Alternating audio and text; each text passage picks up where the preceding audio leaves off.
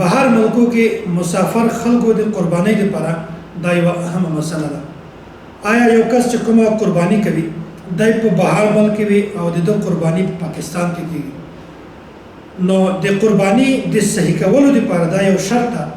چې دی په کوم ملک ناست وي او د ده څاروی په کوم ملک وي. په دواړو ملکو کې په دغو باندې د قرباني ورځې ضروري دي. مثلا چې کوم کس بهر ملک وي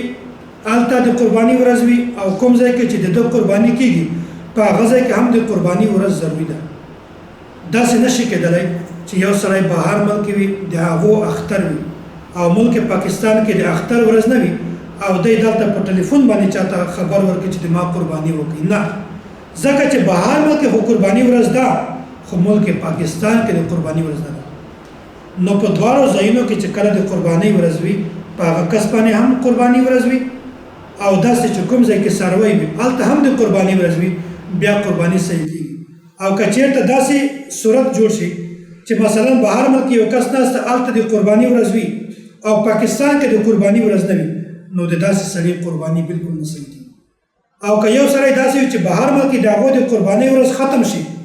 او دلته پاکستان کې د قرباني درېمه ورځ وي، بیا په داسې صورت کې هم د هغه قرباني پاکستان کې نه صحیح کېږي. د دوی د صحت لپاره دغه شرط ده چې دا قرباني کوي په داسې ورځ دی کوي